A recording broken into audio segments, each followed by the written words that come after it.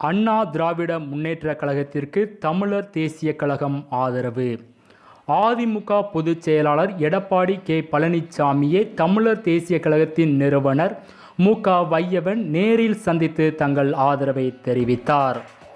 தேவேந்திரகுல வேளாளர்களின் உட்பிரிவுகளை ஒருங்கிணைத்து ஒரே பெயரில் அரசாணை வெளியிடுவதற்கு ஒன்றிய அரசுக்கு பரிந்துரை செய்வதற்காகவும், தேவேந்திரகுல வேளாளர்களை எஸ்சி அட்டவணையில் இருந்து நீக்கி மக்கள் தொகை விழுக்காட்டிற்கு ஏற்ப 10 விழுக்காடு தனி இட ஒதுக்கீடு பெறுவதற்காகவும் நாடாளுமன்ற மக்களவை பொதுத் தேர்தல் நடைபெற உள்ளதை முன்னிட்டு அதிமுக பொதுச் செயலாளர் எடப்பாடி கே. பழனிசாமியை சென்னை பசுமை வழிச்சாலையில் உள்ள செவ்வந்தி இல்லத்தில் நேரில் சந்தித்து தமிழர் தேசிய கழகத்தின் நிறுவன தலைவர் மு. க. வையவன் தலைமையில் அக்கட்சியின் முக்கிய நிர்வாகிகள் சந்தித்து அதிமுக கூட்டணிக்கு தங்கள் ஆதரவை தெரிவித்தனர்.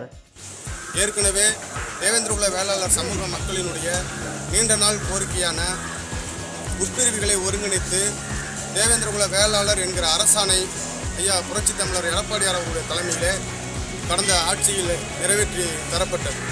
அதே போன்று மற்றொரு நூற்றாண்டு கோரிக்கையான தேவேந்திரகுல வேளாளர் சமூக மக்களை தவறுதலாக சேர்க்கப்பட்ட அந்த எஸ்சி அட்டவணையிலிருந்து நீக்கி எங்களுடைய மக்கள் தொகை விழுக்காட்டிற்கு ஏற்ப தனி இடஒதுக்கீடை வழங்க வேண்டும் என்று நீண்ட நாட்களாக கோரிக்கை வைத்திருக்கிறோம்.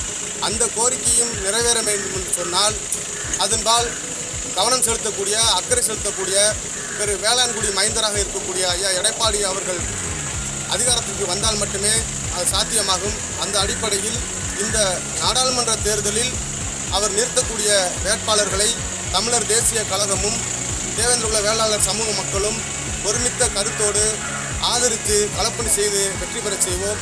அடுத்து வரக்கூடிய 2026 சட்டமன்ற தேர்தலிலும் ஐயா எடப்பாடியார் அவர்கள் முதலமைச்சராக வருவதற்கான அத்தனை களப்பணிகளை நாங்கள் செய்வோம் என்று இந்த நேரத்தில்